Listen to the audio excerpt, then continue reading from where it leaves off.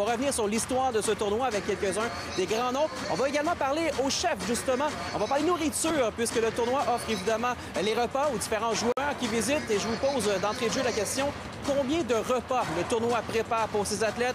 On aura la réponse dans quelques minutes avec Louis-Philippe Dupuis. Sans oublier, à la fin de la rencontre, évidemment, on va revenir et vous présenter nos joueurs du match, notre joueur offensif CCM et notre joueur défensif Bazooka. Cette période vous est présentée par les ameublements Tanguay. Notre plus grande qualité est le service. Et comment un Colisée Pepsi de Québec et son histoire. D'ailleurs, Steven, t'en as fait partie un bon moment. Oui, c'est toujours spécial de mettre les pieds ici. Alors, la deuxième période est en marche. On vous en souhaite une bonne 2-2. La marque entre le Collège Antoine Giroir et les Selects du centre de la Russie, la région de Moscou. Et c'est la demi-finale de Pee-Wee Elite. Pee-Wee 2A Elite. Et on sait que du côté des Russes, on n'a pas fait face à beaucoup d'opposition, d'adversité. Et si on continue du côté des Gaulois à les frustrer comme ça, j'ai un bon sentiment pour la balance du match. Kousnelinov a encore une fois qui tente de déborder son adversaire, mais perd possession de la rondelle avant de s'amener devant le gardien adverse. Et un long dégagement par la suite des Gaulois. Ben, c'est pas compliqué. Les Russes ont accordé autant de buts en une période que depuis tout le début du tournoi. Tout à fait, oui. Et je regarde les changements du côté des Gaulois, on est très, très discipliné. Desnoyers coupe une passe maintenant, fait avorter une sortie de zone des Russes. Va éviter la mise en échec. Les joue Zavin, toujours devant le filet. Le tir, et quel bel arrêt de Artemi Pleshkov cette fois, qui est bienvenu en relève à Tsarev, l'autre gardien de but qui regarde le match du bout du banc maintenant. Penaud. Mirza Balaev s'amène en territoire. Antoine Giroir passe devant le filet. Ça a été coupé devant grâce au brio du défenseur Vincent Paquette. Les Russes maintenant dans leur territoire. Rapide relance de l'attaque, mais c'est Guertin qui va reprendre le disque pour les Gaulois. Guertin vers Desnoyers. Passe qui a été touché par Kishkin. Il perd possession du disque devant son banc. Il y a un dégagement des Gaulois jusqu'au gardien russe. Des changements sont apportés du côté d'Antoine Giroir. 2-2 la marque, je vous le rappelle. Et du côté des Gaulois, justement, on veut bien gérer notre énergie. On a joué 2 matchs aujourd'hui et c'est tout le temps une bonne idée de changer rapidement lorsqu'on a l'opportunité. Ça, il ne faut pas oublier, hein? C'est 2-3 matchs dans une journée. Ça commence à faire du hockey. Oui, puis écoute, c'est des jeunes qui sont en forme, mais les bons joueurs, ceux qui sont le plus utilisés, qui transportent la rondelle d'un bout à l'autre, il manque un moment d'énergie quand même. Jacob Morier protège bien le disque, a tenté de remettre derrière le filet vers Yves Perciel. Voilà le numéro 26 d'Antoine Giroir qui va reprendre, mais a tenté une passe, il n'y avait personne. Morier. Bagarre le long de la rampe. Dégagement les Russes finalement, et à la poursuite de la rondelle, Gagnon va remporter cette course. On voit qu'il y a des changements effectués au banc des Russes. Il va remettre donc à la remorque vers Moquin. Gagnon encore une fois, il passe en plein centre qui est coupé. Attention, le tir et le but. Les Russes qui reprennent les devants sur un revirement coûteux en territoire défensif de la part des Gaulois d'Antoine Giroir. Et c'est Souslov qui va marquer.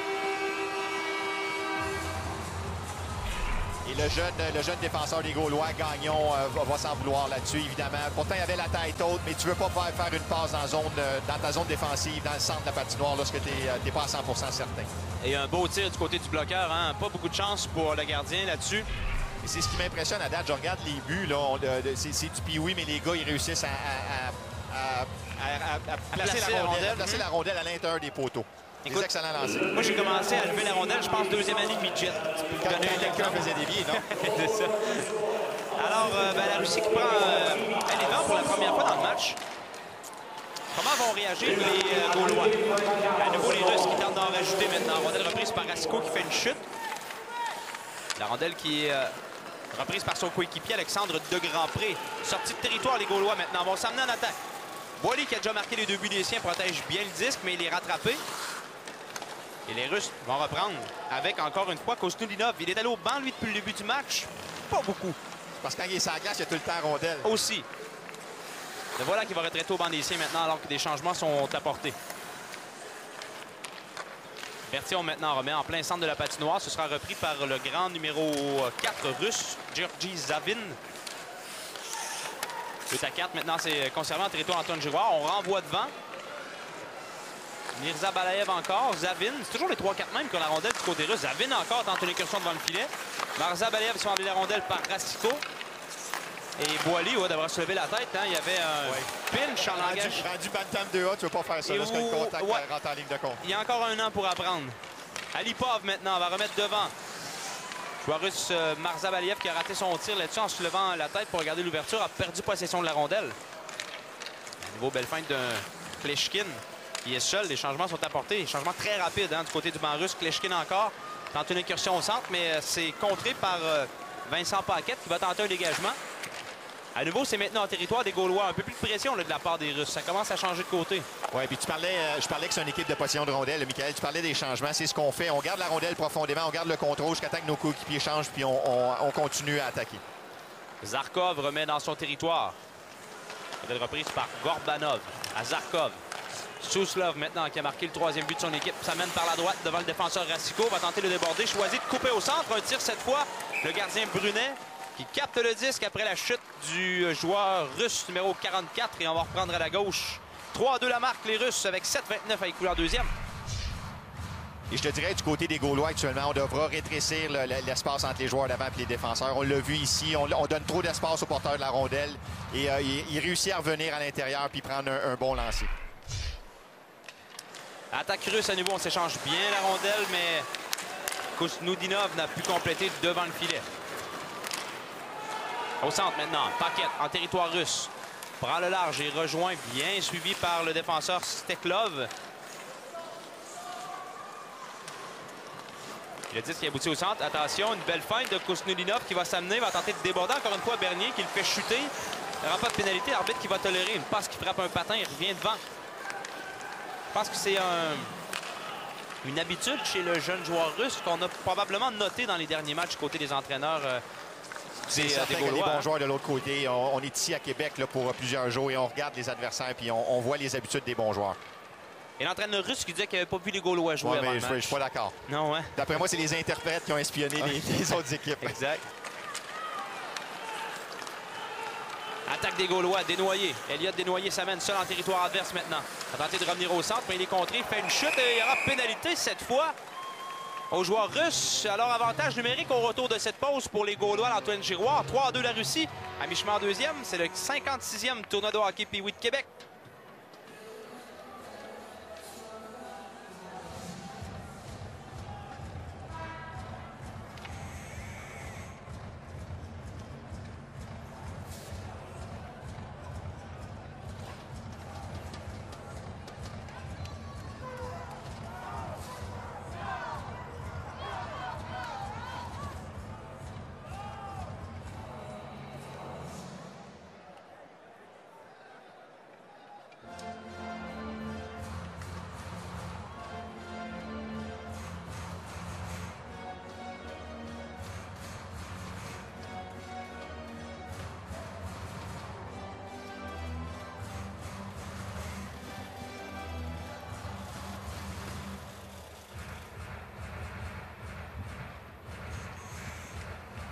Bon, l'entraîneur russe qui n'est pas content, Alkmaldinov. Non, il est de bonne humeur, là. Ah oui? Oui.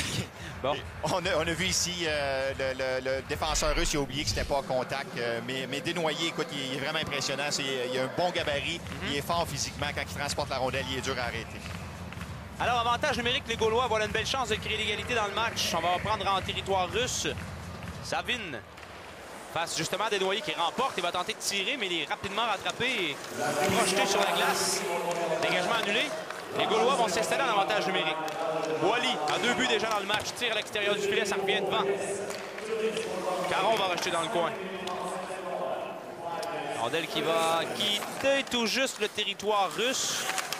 À la ligne bleue, maintenant, c'est Zavin qui va remettre profondément dans son territoire. Et voilà un premier long dégagement russe du bâton d'Igor Klimov.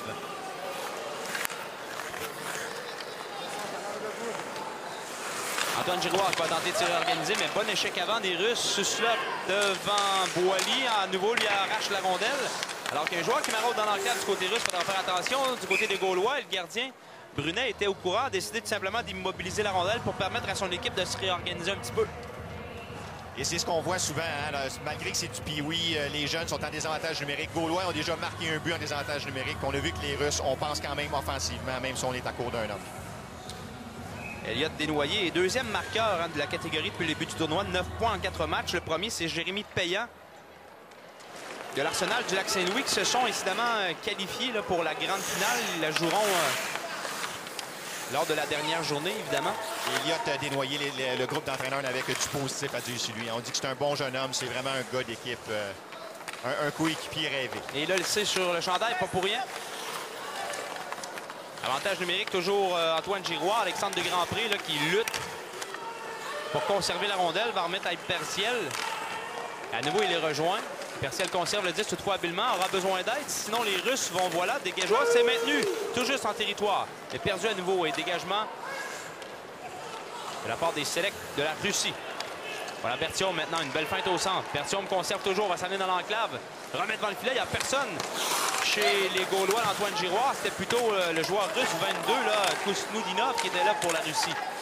15 secondes à faire à l'avantage numérique des Gaulois d'Antoine Giroir. Gagnon maintient une rondelle en territoire adverse. Remet le long de la rampe maintenant pour de Grandpré à Berthiaume qui cherche une option devant le filet. À nouveau devant, voilà la passe qui va venir, mais pas le tir. Le gardien russe qui plonge sur le disque. On va reprendre à sa droite. Peut-être d'une mise en jeu rapide et peut-être d'un tir pour l'avantage numérique. Sinon, le joueur russe va être prêt à revenir sur la glace d'une seconde à l'autre. Et très belle séquence de Mathias Berthiaume là-dessus, qui a belle incursion en zone offensive, se bat dans les coins pour la rondelle, tête haute, fait une excellente passe en avant du filet. Un défenseur gauche qui avait bien lu la séquence. Anticipé, oui. Jamais pu prendre de tir, toutefois ça avait dévié avant de se rendre à lui. C'est un jeu remporté par Desnoyers. On va remettre à la pointe maintenant vers Guertin qui va choisir de passer. Pénalité terminée aux Russes. On évolue à force égale 5 contre 5. Fin de deuxième période, demi-finale, Pee-Wee de Elite. Voilà Desnoyers, une belle feinte. Revient sur ses pas.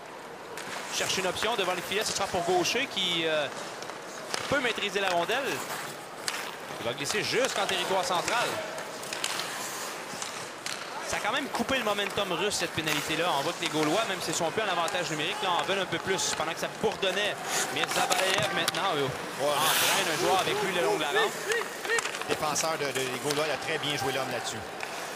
Voilà Desnoyers. Incursion en territoire adverse. Maintenant, il ne faut pas lui donner trop d'espace puisqu'il va perdre le disque à la dernière seconde. Belle incursion. Desnoyers encore devant le filet. La rondelle qui va tout juste glisser au pied du gardien russe. On va reprendre à sa gauche. Si l'entraîneur russe n'avait pas joué Desnoyers avant, je peux dire que ses joueurs l'avaient vu. Je regarde la couverture qu'on lui donne sur la patinoire. On sait c'est qui Desnoyers. Et ce qui est intéressant, les entraîneurs nous disaient également que lui, c'est plus un attaquant de puissance. Évidemment, il a le gabarit d'un ailier de puissance. Et on le fait jouer au centre. Puis moi, je trouve que c'est toujours bon d'être polyvalent. Ça paraît toujours bien là, sur un CV. Puis tu apprends à lire le jeu différemment. Parce que de toute façon, au niveau Pee-Wee, comme ça, moins de contact, le fait de pouvoir être un attaquant de puissance, entre guillemets, je te dirais que la grosse différence, principalement, c'est dans la zone défensive. Donc, il apprend à être plus responsable défensivement. Oui, en étant au centre. Souslov, incursion maintenant dans l'enclave, va tenter de remettre de l'autre côté vers Keshkin. La manœuvre qui a raté, mais c'était quand même dangereux de la part des Russes, qui mènent 3-2 en passant. À nouveau à l'embouchure du filet, une passe de l'autre côté qui a raté tout juste au bout du bâton de Zarkov. Ça aurait pu être dangereux. Attention contre-attaque pendant que les changements apportés au banc russe. Il faudra se replier rapidement. Sinon, Caron va s'amener en territoire adverse. Prend le champ gauche maintenant. Il s'amène, tire, ça a dévié devant le filet. Et la menace qui aborde du côté Antoine Jouard. Mais attention, Caron à nouveau. Là, on cherche le disque qui bondissait dans les airs. Zarkov s'en empare. Il est surveillé toutefois et Morier reprend. Revient sur ses pas. Morier cherche une cible. Ce sera devant le filet Boily qui tire, ça dévie 2 fois. Et le gardien russe qui ne peut toucher la rondelle. Toujours ce Boily qui est partout dans le match depuis le début. À nouveau, remet vers Bird à la pointe. Va simplement diriger de l'autre côté. Une passe qui est coupée. Et attention aux Russes qui vont s'amener à 3 contre 1 maintenant. Avec en tête Demidov qui a de l'autre côté Kuznetsov. Dinov plutôt, décidément. Et il n'y a jamais eu de tir. La rondelle est un peu soutiente à la décharge des Russes. Sort jeu Antoine Giroir alors que Perciel avait devancé Desnoyers en territoire russe. On va reprendre en zone neutre. Les tirs au but, c'est 8 en passant de chaque côté. Oui, je te dirais, écoute, c'est une surprise. Hein? Déjà là, les Gaulois, on n'est même pas les premiers dans la Ligue. On joue quelques matchs au-dessus de 500, mais c'est une équipe actuellement là, qui sont cimentés, qui joue un excellent... du bon hockey. On tient tête aux Russes actuellement. Alipov en territoire d'Antoine Giroir. Tente de remettre devant vers Savin. Alipov à nouveau. Attention au tir et l'arrêt du gardien Brunet. Attention au retour qui devrait être dégagé, mais Brunet intervient. Et on va reprendre à sa droite. Pas été mauvais le gardien Antoine Giroir parce que les 8-9 tirs des Russes, 10 maintenant, ont été de bons lancers. Actuellement, le jeune, oui, tu as tout à fait raison, le jeune Brunet m'impressionne grandement ici. Très agile, sort la jambière rapidement. Puis on se rappellera qu'en première période, il a fait un arrêt-clé, un déplacement, juste avant qu'on ait marqué le premier but du côté des Gaulois. Donc, c'est ce qu'on appelle les arrêts-clés. Keshkin face à Elliott Desnoyers. À la mise en jeu, c'est remporté par le joueur de centre russe. Mais attention à Desnoyers qui arrache la rondelle au défenseur. Et on va s'amener maintenant en surnombre avec Bertium à droite. Cherche Desnoyers devant, lui remet le disque, mais c'est trop long.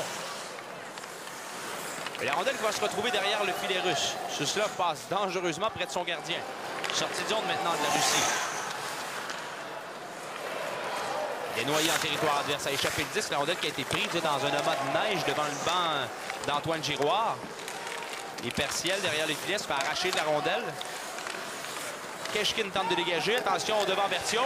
Tire du revers qui est repoussé par le gardien Pleshkov à sa droite. Les Russes qui sont embouteillés dans leur territoire. Là. Bernier d'une main tente de garder le disque en zone adverse. Et attention à la sortie. Ce sera à 2 contre 1, mais l'intervention des Perciel est heureuse pour Antoine Giroir. De toute façon, l'entraîneur russe avait rappelé ses joueurs au banc. Ils sont assez discrets. Je pense quand ils entendent la voix de l'entraîneur, les ratés, ils ont affaire à écouter. S'obstinent pas trop. Ils sont dociles. 50 secondes à faire à la deuxième période. Étant une dernière attaque peut-être venant de à nouveau Marat Kousnoudinov. De la gauche va tenter une passe devant. Quelle passe! Et c'est l'arrêt de Loïc Brunet. Superbe, à nouveau. Garde son équipe dans le match. Il faudra se souvenir de cet arrêt-là probablement en troisième période. Si ça demeure 3-2 après ces deux périodes-là. À nouveau en territoire d'Antoine Giroir. L'attaque n'est pas tout à fait étouffée. 20 secondes. Dans le coin de la patinoire maintenant. Surnombre Antoine Giroir. Néanmoins, c'est le joueur russe qui va sortir du coin avec le disque. Cherche une option. Va tout simplement remettre dans l'autre coin vers Demidov. 8 secondes. Le joueur Antoine Giroir qui va tout simplement tenter d'éviter un tir adverse. La rondelle qui est maintenant à la ligne bleue est repoussée dans le coin. Et voilà, c'est de cette façon que va se terminer la deuxième période. Alors après 10 minutes de jeu. Oui, puis écoute, les Russes qui mènent 3-2 sur le collège Antoine Giroir qui sont encore dans le match avec une période. Oui, 2 excellentes périodes de hockey, beaucoup d'attaques, des jeux spectaculaires. Puis du côté des Gaulois, on peut sortir d'ici la tête haute. On a démontré beaucoup de caractère. Puis on joue un excellent match de hockey, autant défensivement qu'offensivement. Ça promet pour être une excellente troisième période. Revenez-nous dans quelques moments d'excellents reportages à venir. Et par la suite suivra la période ultime de ce match demi-finale. C'est le 56e tournoi de hockey Pee-Wee de Québec.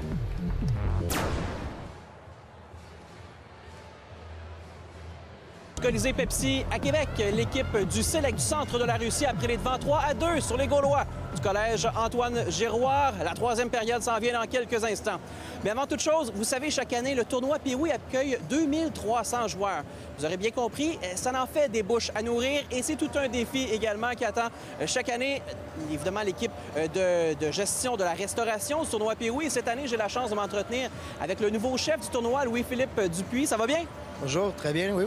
Louis-Philippe, parle-moi un peu du défi, évidemment, qui attend l'équipe, mais également toi en tant que chef. Le défi, c'est nourrir un très grand nombre de personnes, des gens qui vont faire une compétition athlétique, donc de bien les nourrir aussi. C'est un défi que je relève quand même assez bien avec tous mes bénévoles. C'est avec l'aide des bénévoles j'y arrive. Évidemment, je ne suis pas le seul là-dedans. J'ai une équipe d'une 50aine de bénévoles qui m'aident. Donc, on y est quand même très bien arrivé cette année, je crois. Qu'est-ce qu'on leur sert justement à ces jeunes athlètes là, qui viennent compétitionner et qui viennent donner tout ce qu'ils ont sur la glace? C'est un mélange. On donne beaucoup de protéines, évidemment des glucides. On leur offre toujours un choix de pâtes parce que certains entraîneurs demandent à avoir des pâtes pour les équipes. Certains ont une alimentation très stricte, d'autres moins. Alors, il faut pouvoir plaire à tous ces gens-là, leur offrir qu'est-ce qu'ils aiment aussi. Il faut qu'ils se sentent un peu comme à la maison quand ils mangent. Donc, c'est de leur offrir des bons mets, des mets santé pour qu'ils puissent bien performer par la suite dans la compétition. Combien de repas est-ce qu'on sert pendant les 12 jours du tournoi? 11 000. 11 000? Oui. Donc, c'est une très grosse équipe, hein? C'est une énorme équipe, effectivement. C'est beaucoup de logistique, les achats, ensuite la réception, la transformation. Ensuite, c'est de nourrir tous ces gens-là au jour le jour pendant tout le tournoi et de fermer le tournoi par la suite. C'est sûr qu'on a de l'aide de beaucoup de commanditaires et avec leur aide, on réussit à faire un travail qui, je pense, est assez bien. Ouais.